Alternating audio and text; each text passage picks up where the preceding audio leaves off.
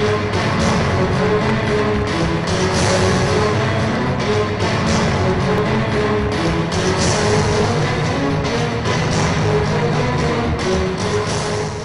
वालेकुम नाज़रीन, Sindh TV news जे programme Karachi diary में आऊँ आहियां जो मेज़बान बशीर संजरानी। नाज़रीन, मौजूदा वफ़ाक़ी हुकूमत तरफ़ां नए माली साल जी वफ़ाक़ी बजट पेश कई वई आहे। मुलाज़मनि जी पघार में 15% ऐं पेंशन में 5% वाध कई वई आहे, जॾहिं त वफ़ाक़ी हुकूमत तरफ़ां पघारदार तबके लाइ टैक्स में फ़ाइदो थींदो। 6 लख सालियानी जेका आमदनीअ वारी टैक्स आहे उहे उन खां आजा हूंदा। 12 लख सालियानी आमदनीअ ते 100 रुपया जेका आहे उहा टैक्स हूंदी। दवाऊं, सोलर सिस्टम पैनल सस्ता जेका सो थींदा। सनतनि लाइ लोड शेडिंग जो ख़ात्मो थींदो। हिन जेका सो बजट में ज़रई मशीनरी, सामान ऐं औज़ारनि तां बि टैक्स जेका उहा ख़तमु कई वई आहे। यूटिलिटी स्टोरनि लाइ बि सब्सिडी जेका आहे उहा उन्हनि में वाध कई वई आहे। ख़ासि करे गर्मीअ में अवाम तां बिजलीअ जे बिलनि जो जेको आहे उहो बोझ घटाइण लाइ बि उन ते सब्सिडी, जॾहिं त हवाई जेको आहे सो सफ़र कंदड़ जेके आहिनि उन सां गॾोगॾु गाॾियूं, मोबाइल फ़ोन ऐं सिगरेट जेका आहिनि उन्हनि में 40% उन में वाध कई वई आहे। घटि आमदनी वारनि शयुनि खे जेको आहे सो रक़म मिलंदी। शागिर्दनि खे लैपटॉप किस्तनि ते मिलंदा। ग़रीब जो ख़ात्मो आणण लाइ बेनज़ीर इनकम सपोर्ट ज़रिए जेको आहे सो उन्हनि खे वज़ीफ़ो मिलंदो। उन वज़ीफ़े में 10 लख जेके आहिनि उहे शागिर्दनि खे बेनिफिट मिलंदो। तवानाई तालीम ऐं नौजवाननि लाइ बि बेनिफिट मिलंदो, जॾहिं त 15% जेके पघार आहे उहा उन्हनि जी वधाई वेंदी। अॼोके हिन प्रोग्राम जे हवाले सां जेका नई माली साल जी बजट आई आहे उन हवाले सां पाण अॼु जेकी सनतकार आहिनि, बिज़नेसमैन आहिनि, तोड़े जो आम शहरी आहिनि, पाण उन्हनि सां ॻाल्हि ॿोल कंदासूं त हीअ जेका बजट आहे केतिरे हद ताईं अवाम दोस्त आहे या अवाम दुश्मन आहे। अचो त पाण बिज़नेसमैन तोड़े जो शहरनि सां पाण ॻाल्हि ॿोल कयूं था त उन्हनि जो छा चवणु आहे। कि पेट्रोल की वजह से इतनी महंगाई हो गई है कि लोग अब अफोर्ड ही नहीं कर सकते। और दूसरा, इन्होंने अपने सरकारी मुलाजमीन की तो तनख्वाहें बढ़ा दी हैं, लेकिन आम आवाम के लिए बड़ी दिक्कत और बड़ी मुश्किल पैदा हो गई है, क्योंकि उनको तो बेचारों को 2 वक्त का खाना भी मुहैया नहीं हो रहा। और इसके बाद ये कहते हैं कि हम लोगों के लिए बहुत सारा अच्छा काम कर रहे हैं, लेकिन जब तक ये महंगाई को कंट्रोल नहीं करेंगे ये पाकिस्तान का निज़ाम ही नहीं चल सकता, क्योंकि ज़्यादातर तबका जो है वो गरीब है। इसके अंदर जो अशाफिया बजट जो थी इससे पहले जो इमरान खान के दौर में थी उससे भी इसको कम कर दिया है। सर, वो आपकी बात सारी बजा है, लेकिन ये IMF के पास तो इनको जाना पड़ता है, लेकिन उसकी शराइत भी इनको माननी पड़ती हैं, क्योंकि हम लोग ख़ुद ही अपना घर सही नहीं करते, तो इस वजह से हमें हर वक्त उनके पास जाना पड़ता है, जिसकी वजह से ये इतनी मुश्किलात हमें आ रही हैं और हम बहुत ज़्यादा तंग हैं। कारोबार भी नहीं है, गैस के रेट बढ़ गए हैं, बिजली के रेट बढ़ गए हैं, पेट्रोल बढ़ गया है, वो सारी चीज़ों पे इसका इफ़ेक्ट आ रहा है, जिसकी वजह से गरीब अवाम पिस रही है बेचारी। सरकार का तो आपको पता है कि उनको तो अपने बंदों के लिए चाहिए ही चाहिए होते हैं, क्योंकि उनको तो मराहत इन्होंने देनी है, क्योंकि अगली दफ़ा उन्हीं के ज़रिए इन्होंने आना ना इक़्तिदार में, ऐसे तो नहीं आ सकते। ये इस वजह से ये अपने बंदों को तो ख़ास तौर पे काफ़ी बेनिफिट देते हैं, लेकिन गरीब आवाम को दें ना। आप ये देख लें, आप पूरी मार्केट को देखें, आप अपना कैमरा घुमा के देखें सारा, किसी दुकान पे कोई ग्राहक है या खाली दुकानदार ही बेचारे बैठे हुए, कोई काम नहीं। और दूसरा, लोड शेडिंग इतनी हो रही है कि वो दायरा है कि हमारा बग़ैर बिजली के यहाँ काम नहीं हो सकता। लोड शेडिंग की वजह से कोई ग्राहक आता ही नहीं यहाँ पे, और सब लोग बहुत परेशान। अॼु हिन वक़्तु असां सां गॾु वापारी अॻुवाण आसिफ़ ख़ालिद असां सां गॾु आहिनि। अचो त संदन ॻाल्हि ॿोल कयूं था पिया त वफ़ाक़ी बजट जेका गुज़िरियल ॾींहुं पेश कई वई 9,500 अरब रुपयनि जी, उन में जेके सब्सिडी वग़ैरह ॾिनी वई आहे, जेके एक्साइज़ ड्यूटी लॻाई वई आहे, सरकारी मुलाज़मनि जी त पघार वधी आहे, पर जेके प्राइवेट डिपार्टमेंट आहिनि उहे केॾांहुं वेंदा। पेट्रोल जेको आहे सो उहो उते आहे। अञा बि ॿुधण में पियो अचे त हिन बजट खां पोइ में बि थी सघे थो त पेट्रोल बि वधंदो। प्रॉपर्टी टैक्स जेका आहे उहा उन में भी वधाई वही है। सिगरेट में 40% जेका वाध कई वही है। व्यापारी अगुवाणनि सां पाण ॻाल्हि ॿोल कयूं था तो उनजो छा चवणु। अपनी जो इनकी मराहत हैं वो कुछ इन्होंने कम नहीं की, जो अवाम पे टैक्स का बोझ डाल दिया। उससे ये होगा जब महंगाई आएगी, महंगाई आने के बाद ये होगा कि गरीब आदमी का जो इसकी सैलरी है उसमें उसको अफेक्ट होगा। ठीक है, अब वो जो पहले सैलरी ले रहा है और वो महंगाई हो गई है, उसके बाद वो उसमें कैसे सर्वाइव करेगा। इन्होंने अपने जो गवर्नमेंट सर्वेंट्स हैं उनका 15% इजाफा कर दिया। अब उनका इजाफा होगा तो लाजमी या हम लोगों को भी इजाफा करना पड़ेगा। भाई ये क्या बजट दिया है आप लोगों ने? गरीब को तो कोई मौसर कोई वो चीज़ मुहैयस नहीं दी है, ना कोई बेनिफिट दी है। गरीब मर रहा है, आप लोग क्या कर, और बड़े बड़े अमीरों को आप लोगों ने मारात दी हुई हैं। ऐसे नहीं करो यार, गरीबों का भी ख्याल करो। बजट आया बहुत अच्छा नहीं आया, गरीबों के लिए कुछ भी नहीं होया। आपकी मेहरबानी होगी, ये गरीबों के लिए सारा रिफिट दो, चीज़ें दो गरीब के लिए। ये क्या हर चीज़ हर दफ़ा बढ़ाई जा रहे हो, हर दफ़ा बढ़ाई जा रहे हो। गरीब आदमी तो अंजी मर गया। अच्छा, मुलाजमीन का जो 15% तनख्वाह बढ़ाई है, वो तनख्वाह बढ़ाइए तो इधर थोड़ी गरीबन भी तनख्वाह दो, प्राइवेट की भी तनख्वाह बढ़ाओ। मजदूरी नहीं है, काम नहीं है, मार्केटों में सन्नाटा चल रहा है। क्या कमाएंगे ये, क्या खाएंगे? लाइट नहीं है, बिजली नहीं है, सिस्टम नहीं है, सारा क्या है ये? निज़ाम चलाओ। शहबाज शरीफ को मेरा मशवरा है, ये काम करो, ये बहुत अच्छी बात है। ये महंगाई कम कर दो, हर चीज़ गरीब के लिए कम कर दो, सब कुछ सिस्टम कम कर दो। ये हम लोग परेशान हैं इसमें। बजट जो पेश किया गया है, बजट को हम इस तरीके से देखते हैं, गवर्नमेंट की तनख्वाहें बढ़ा दी गई हैं, प्राइवेट की तनख्वाहें नहीं बढ़ी, गरीब आदमी है, गरीब की तनख्वाहें नहीं बढ़ी, बिजली महंगी कर दी है, बिजली गैस महंगी कर दिया, पानी नहीं है, गैस नहीं है, इन्होंने मटेरियल तो महंगा कर दिया है, पैसे भी ले रहे हैं, क्या बिजली लोगों को दे रहे हैं? नहीं दे रहे। लोग रात को 10-10 घंटे 12-12 घंटे लोग अजियत में वक्त गुजार रहे हैं। बच्चे जो हैं फ्लैटों में रहते हैं, मकानों में रहते हैं, जलीलो ख्वार हो रहे हैं। ये क्या कर रहे हैं? जो हुकूमत आती है कहती है पिछली हुकूमत ये करके गई है, ये करके गई, अभी क्या कर क्या रहे हैं पता चले ना। बताओ क्या हो क्या रहा है? बिजली है, बिजली का रेट बढ़ा दिया है, दे नहीं रहे। चीज़ महंगी कर दी है, महंगी चीज़ भी हम पैसे दे रहे हैं, उसके बावजूद बिल जो 2000 का आता है 5-10 हज़ार का बिल आ रहा है, उसके बावजूद बिजली नहीं मिल रही, गैस नहीं मिल रही, पानी नहीं मिल रहा। क्या करना क्या है? दालें हैं, दूध है, दूध 150 से 170 रुपये किलो कर दिया। कहाँ है?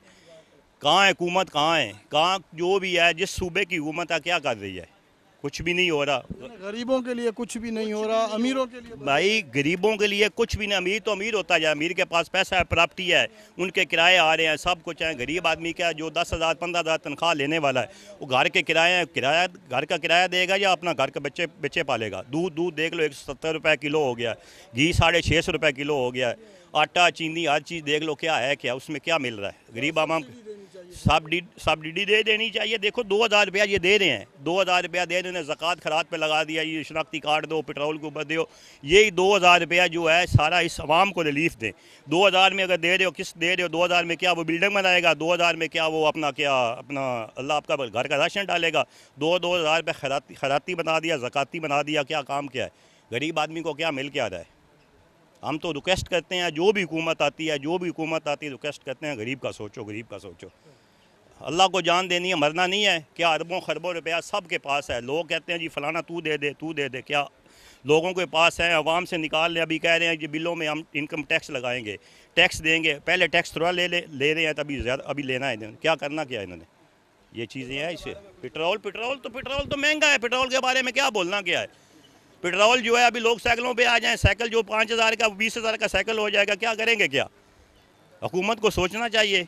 अवाम तो है, अवाम तो पिसी हुई है, अवाम तो दे रही है, अवाम तो टैक्स भी दे रही है।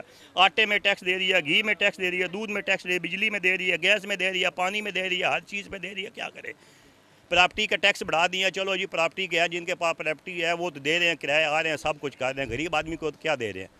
गवर्नमेंट की तनख्वाहें अगर बढ़ाई हैं बेचारों, उनको ठीक है दिया, लेकिन जो हाई लेवल पे हैं वो तो जिनको मराहत मिलती हैं, गाड़ियाँ हैं, पेट्रोल मिल रहा है, वो तो गुजारा कर। छोटे लेवल वाले क्या करेंगे? आवाम के लिए कुछ सोचें। गरीब तो सीधा कब्रिस्तान में जाएगा। गरीब के पास कुछ भी नहीं है।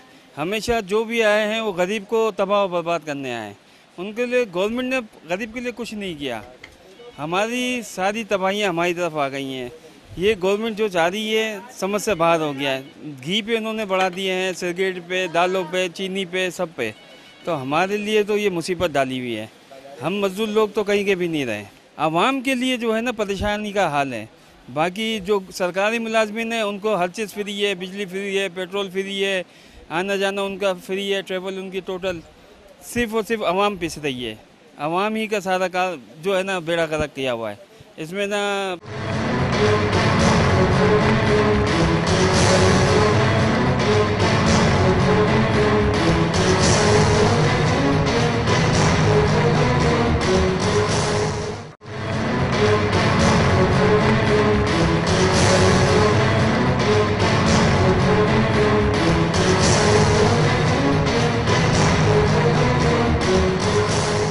ऐं हिन वक़्तु असां सां गॾु बिज़नेसमैन आहिनि एस.एम. आलम। अचो त उन सां ॻाल्हि ॿोल कयूं था पिया त हिन वक़्तु जेको आहे वफ़ाक़ी हुकूमत तरफ़ां गुज़िरियल ॾिहाड़े जेका बजट पेश कई वई 9,500 अरब रुपयनि जी बजट हुई, जंहिंमें सब्सिडी वग़ैरह त ॾिनी वई आहे, पर उन में पघारूं वधण खां पोइ अक्सर जेको आहे सो माण्हुनि जी इहा शिकायत आहे त जेको पोरे तबिको आहे उहो इन में पिसिजी वेंदो, पेट्रोल जा अघु अञा बि वधण जो ख़दशो आहे। अचो त पाण उन सां ॻाल्हि ॿोल कयूं था पिया त हू इन बजट खे कीअं था ॾिसनि। सबसे पहले तो ये है कि जो हुकूमत अभी गई है ना, उसके इनको आए हुए 2-2.5 महीने हुए हैं, तो इस बजट को तो अभी समझना मुश्किल है। आप देख रहे हैं कि पेट्रोल की कीमतें कितनी ज़्यादा तेज़ हो गई ना, तो असल चीज़ है कि गरीब आदमी मर रहा है। जो 60% हमारा खरबोपति आदमी है ना, उसे कोई प्रॉब्लम नहीं है, वो रिश्वतें दे के अपने मामला सारे सीधे कर लेता है। प्रॉब्लम में कौन है? जिसकी तनख्वाह 20,000 है, 25,000 है, 15,000 है, वो अपना घर कैसे चलाएगा। जैसे अभी पूरे पाकिस्तान का ये मेन हब है, हज़ारों यहाँ दुकानें हैं, सेठ तो काफ़ी सर्वाइव कर जाते हैं, लेकिन मुलाजिम क्या करेगा। सेठ के बाद तो अल्लाह ताला ने बहुत नवाजा हुआ है, लेकिन जो मुलाजिम है ना वो बिल्कुल पिस गया है। अब आप बताइए 210 रुपये पेट्रोल हो गया है, तो उसकी वजह से सबसे ज़्यादा प्रॉब्लम ये कि बजट से चीज़ें महंगी हो जाएँ, डॉलर जाए कहीं खड़ा हो नहीं हो, ये सब एक अलग कहानी है। सबसे बड़ी प्रॉब्लम है गरीब की। इस टाइम हमारा जो मुलाजिम तबका है ना, हर दुकान पे 3 मुलाजिम, 4 मुलाजिम, 5 मुलाजिम है, ठीक है ना। जो छोटा दुकानदार है वो भी पिस गया, उसने पहले दो बंदे रखे, फिर 2 के भी 1 कर लिए, अब वो और ज़्यादा प्रॉब्लम में आ गया। महंगाई इतनी है और फिर 4-4 दिन बिस्मिल्लाह नहीं होती, यानी कारोबार की सूरत हाल ये है। तो असल बात ये कि अगर आप ग्राउंड रियलिटी में फैसले नहीं करेंगे, शहबाज शरीफ हो, इमरान खान हो, वॉट एवर कोई भी हो, हमें किसी से लेना देना नहीं है। जाहिर सी बात है, अगर हम सियासत के अंदर किसी को एक को तरफदारी करेंगे तो फिर हम सियासी लोग हो गए। हम ताजिर हैं, हमें ताजिर बरादरी के बारे में सोचना है। हमारा मजदूर जो ये पेशावर से आया हुआ है, कश्मीर से आया हुआ है, हज़ारों मजदूर जो माल उठाते हैं, वो सख्त परेशान है। जो छोटा तबका है वो परेशान है, जो छोटा दुकानदार है वो पिस गया है। और तो इन सब चीज़ों को देखते हुए हमें प्रॉब्लम जो है असल, अब सारा दिन आप बैठे हुए हैं और 6 घंटे लाइट है ही नहीं, 2-3 घंटे लाइट है। जब कारोबार खुलता है 1 बजे तो शाम तक क्या पोजीशन होगी। अब ये नया कानून बना रहे हैं कि जी 8 बजे हमको सब कुछ बंद करना है, यानी 2-1.5 साल पहले कोरोना में तकलीफ में रहे, अब ये नई तकलीफ़ है। तो मैं ये समझता हूँ सबसे पहले आपको चाहिए, यानी शहबाज शरीफ साहब को, कि भाई आपको हुकूमत मिली है तो पहले सबसे पहले गरीबों को गरीब थे। अब 2,000 रुपये से क्या होता है, आजकल तो कोई बच्चा भी 2,000 रुपये नहीं लेता। बजट पाकिस्तान जब से बना तब से लेके खसारे का बजट गया है, और बजट तो हर महीने बजट है। गरीब आदमी तो मर रहा है, हर महीने पेट्रोल का रेट बढ़ रहा है, गैस का रेट बढ़ रहा है, बिजली का रेट बढ़ रहा है, और बिजली नहीं, अंधेर नगरी चौपट राज है। गरीब एक नहीं रहेगा, गरीब मर जाएगा, रहेगा कहाँ से। जिसके पास 3 वक्त की रोटी खानी है वो 1 वक्त की रोटी खाने के लिए उसके पास नहीं है। गरीब एक नहीं रहेगा, जिंदा होगा तो रहेगा ना। 15% जो सरकारी मुलाजमीन की बढ़ाई गई है, उनकी मरातें जो हैं वो ज़ाहिर बढ़ती हुई जा रही हैं, तो फिर इसमें कौन सी होगी कि खसारा किस चीज़ का? बात है कि सरकारी मुलाजमी तनख्वाहें बढ़ाते जाते हैं, अमरात बढ़ाते जाते हैं, ये पब्लिक को रिलीफ दें। पब्लिक के लिए है prime minister of Pakistan, public के लिए कुछ करें। पब्लिक के लिए कुछ भी नहीं कर रही है, अपने ज़ाती मामलात के लिए है, वो अपने ज़ाती मामला सीधा कर रहे हैं। तनख्वाह ये प्राइवेट आदमी 15,000 रुपये, 20,000 रुपये, 25, उसका घर थोड़ी पूरा चल रहा है। 70-70 रुपये तनख्वाह है एक एक की, कहाँ से चलेगा। ये 15-20 रुपये तनख्वाह वाले कहाँ जाएंगे, भूखे मर रहे हैं। बजट तो हर महीने बजट है। बिजली का रेट बढ़, फिर कहते हैं कि पेट्रोल का रेट बढ़ जाएगा। पेट्रोल का रेट बढ़ जाए, लोग मर जाएंगे, लोग जिंदा ही नहीं रहेंगे, मर जाएंगे। अच्छा, पिछली हुकूमत के बनस्बत इस हुकूमत में जो बजट पेश किया है, फ़र्क महसूस हो रहा है? फ़र्क क्या, पाकिस्तान में जो भी हुकूमत आई है वो कहती है बजट बजट बजट, खसारे गए बजट है, बजट खसारे गए बजट। आज तक खसारे गए बजट है। मैंने आज से जब से पैदा हुआ हमने देखा है कि खसारे का ही है। पाकिस्तान को IMF ही चला रहा है। अल्लाह करे हमारी मोहताजी ख़त्म हो IMF से। हम दुआ करते हैं अल्लाह पाक हमारी मोहताजी ख़त्म कर दे IMF से। असी IMF जे चुंगल में फाथल आहियूं, उन एतबार सां जेके शयूं साम्हूं अची वञनि, जेके पैराडॉक्स जा अंदर जी कहानी चइजे, उन हिसाब सां जेका बजट आहे, त मां सम्झां थो जेको PTI जी जेका पौणा 4 साल जी हुकूमत हुई, उन जे नस्बत ते हिननि जी हुकूमत बजट सुठी ॾिनी आहे। उन में काफ़ी शयूं हिननि जेको आहे रिलैक्सेशन ॾिनो आहे, न चाहींदे बि वॾनि यानी पाबंदियुनि जे बावजूदि बि हुननि जेको आहे सो जेका बजट ॾिनी आहे, उन में 15% मां सम्झां थो जेके PTI हुकूमत हुजे हा त मुलाज़िमनि खे कोन मिले हा। ऐं हिते जेको घणो सफ़र थिए थो उहो नौकिरी पेशा माण्हू थो थिए। हिते जेकर को ठेले वारो बि आहे, उहा जेकर का शइ खणी थो अचे त हिकिड़ो ट्रेंड पइजी वियो आहे बाक़ाइदा हिन मुल्क में, त महांगाई जे नाले सां जेको हिते माण्हुनि कमायो आहे उहो वॾो कमायो आहे। उहो बाक़ाइदा माना हुकुमरान खे 2 गारियूं ॾेई ऐं जेको आहे शइ विकिणियो छॾनि ऐं उन में 100% रखनि था, 100% हू रखनि था पंहिंजो मुनाफ़ो। पर असां ॾिठो आहे किथे 150 किथे 200% जो मुनाफ़ो आहे जेको हुकूमत खे इन शइ ते ध्यानु ॾियणु घुरिजे। मां हिकिड़ो नंढड़ी शइ ॾिठी त हीअ हुकूमत ईंदे ई हिननि 3 दफ़ा अलाए 2 दफ़ा पेट्रोल जी क़ीमतुनि खे न वधायो ऐं वापसि करे छॾियो। पर क़ीमतूं वधणु लॻियूं, भई छो वधियूं? जॾहिं सुवालु हुओ, हिकिड़ो वॾो सुवालु हुयो त भई जॾहिं हिननि पेट्रोल बि नाहे महांगो कयो महीने ॾेढ में, उनखे 2-3 दफ़ा प्राइम मिनिस्टर वापसि करे छॾियो, त क़ीमतूं कहिड़े हिसाब सां पथियूं वधनि? खीर वधियो, तव्हांजी हर शइ वधी, मक़सदु हर शइ वधी। इहो छा, इहो सुवालु हुयो। इन जो मक़सदु इहो आहे त जेके ज़ैली इदारा आहिनि जिन जो इहो कमु आहे त हू प्राइज़ कंट्रोल कनि ऐं उन ते वञनि ॾिसनि या छा, उहो केरु कोन थो ॾिसे। हिकिड़ो ज़मानो हुयो त ग्रोअर खां वठी यानी काश्तकार खां वठी होलसेल ताईं, होलसेल खां रिटेलर ताईं हिकिड़ो रेट फिक्स थींदो हो।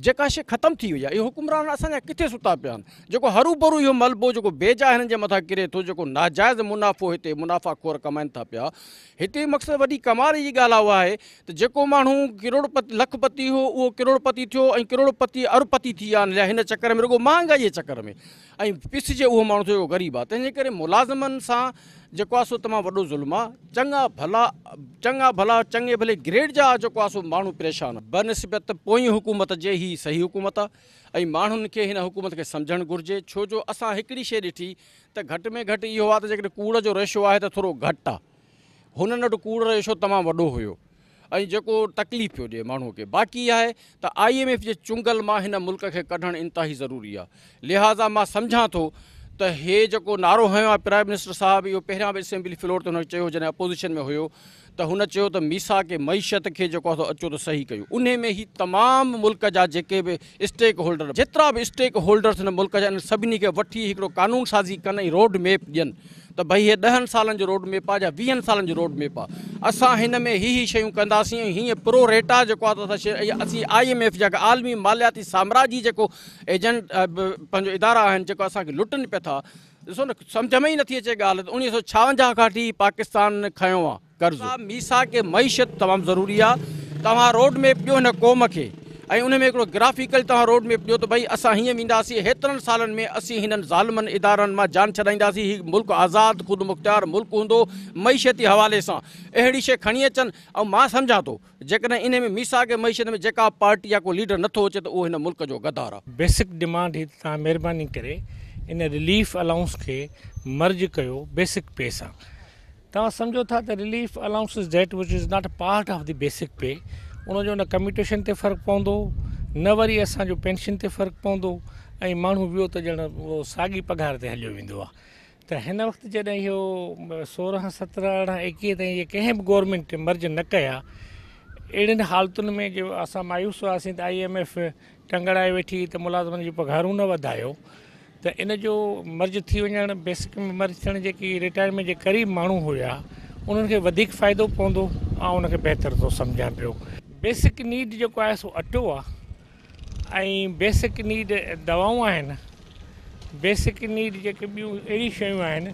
सिगरेट जेकॾहिं वधियो आहे त ज़ाहिर आहे उहे माण्हू जी हिकिड़ी सोलर सिस्टम ते बि कुझु बेनिफिट मिलियो आहे। सोलर सिस्टम जे बेनिफिट खे तमामु मां बहितर क़दम थो सम्झां, छो त हींअर न मंज़ूर साहिब जे घर में बिजली आहे न असां वटि आहे। जेकॾहिं इहो थोरो सस्तो थी पवंदो त ॿाराणे में जिते बिजली जो को कॉन्सेप्ट कोन्हे को, माण्हुनि जेके परेशान आहिनि उहो सस्ता थी पवंदा त हर ग़रीब माण्हुनि जे अप्रोच में अची वेंदो त उन बि हिकिड़ी फैसिलिटी जो हक़दार त आहे। ग़रीब थियो त उनखे भला बिजली जी फैसिलिटी न मिले छा? जे इहो मिलियो आहे त इहो सुठो क़दम आहे। ग़रीब माण्हू त उहे पीड़जंदो रहे थो पियो, उनखे को हिन बजट में त न लुटियो फुरियो वियो आहे, पर ओवरऑल ग़रीब लुटिजे पियो ऐं इन जो वधीक वज़न मुलाज़िम पेशा ऐं ग़रीब माण्हू ते पइजे थो। छो त हिन मुल्क में अजीब सूरत हाल आहे त को कंट्रोल सिस्टम न आहे, को चेक एंड बैलेंस न आहे। ही सभु इदारा अथॉरिटीज़ अलाए कहिड़ी दुनिया में पथा रहनि, या मिक्सअप आहिनि या बेवस आहिनि। हाणे जे बेवस आहिनि त उन्हनि खे वस वारनि खे हिननि खे वस ॾियणु खपे, जे मिक्सअप आहिनि त उन्हनि खे अलाह पुॼे। हाणे जेकॾहिं वञो खीर वारे वटि त को चेक हुजे, को बैलेंस हुजे, कमिशनर को रेट थो रखे, जेको रेट मुक़ररु करे थो उनखां सवाइ पंहिंजे बाबे जी बादशाही सम्झो 20 रुपया वधाए छॾनि था, को बि कंट्रोल कोन्हे। अटो जो जेको आहे छा रेट आहे हींअर तव्हांखे, ऐं चकीअ जो जेको आहे सो अॼु 100 रुपये में पियो मिले, 88 में 90 100, अॼु जेको रेट आहे उहो 100 ताईं जी पहुतो आहे। त आई एग्री विथ यू त ग़रीब माण्हूअ जे लाइ मुसीबतुनि जो वधीक समा पैदा पियो थिए। नाज़रीन, पाण अॼु कराची डायरी में वापारी तबके तोड़े कराची जे शहरनि सां बजट बाबति ॻाल्हि ॿोल कईसूं। वफ़ाक़ी बजट जेका आहे उहा 95,500 अरब रुपया पेश कई वई आहे। उन बजट में 15% मुलाज़िमनि जूं पघारूं, 5% पेंशन जी वाध ऐं सोलर सिस्टम ऐं ॿियनि में जेके आहिनि उहे मारातूं उन्हनि खे ॾिनियूं वेंदियूं। उन्हनि में घटिताई कई वई आहे। टैक्स जेके आहिनि उन्हनि ते टैक्स जी उन्हनि में छूट ॾिनी वई आहे। पाण शहरनि सां तोड़े जो वापारियुनि सां ॻाल्हि ॿोल कईसूं। उन्हनि जो चवणु आहे त एक तरफ़ 15% जेकॾहिं पघार सरकारी मुलाज़िमनि जी वधाई वई आहे, पर ग़रीब माण्हू जेके आहिनि उहे परेशान हाल आहिनि। पेट्रोल में जेका वाध कई वई आहे, सब्सिडी सभ खां पहिरियां उन ते ॾियणु खपंदी ऐं एतिरी सब्सिडी हुअणु खपे हा जो पेट्रोल जेको आहे सो उन्हनि खे सस्ते अघ ते मिले हा। लोड शेडिंग ऐं बिजली जा जेका ॻरा बिल आहिनि उन्हनि ते सब्सिडी जो ऐलान त कयो वियो आहे, पर हू सम्झनि था त उन ते मुश्किल सां ई का सब्सिडी मिले। 2000 रुपया जेका सब्सिडी पेट्रोल ते वज़ीर आज़म शहबाज शरीफ़ जंहिंजो ऐलान कयो उहा नाकाफ़ी आहे। उन ते माण्हुनि खे जेको आहे सो वधीक परेशानी थींदी, जॾहिं त कुझु माण्हुनि जो इहो बि चवणु हो त हीउ अवाम दोस्त बजट आहे। इन में मुलाज़िमनि जूं पघारूं वधण सां गॾोगॾु ॿियूं जेके मारातूं ॾिनियूं वयूं आहिनि ऐं सोलर सिस्टम ते जेका टैक्स ख़तमु कई वई आहे, इहो बि तमामु हिकिड़ो बहितरीनु क़दम आहे।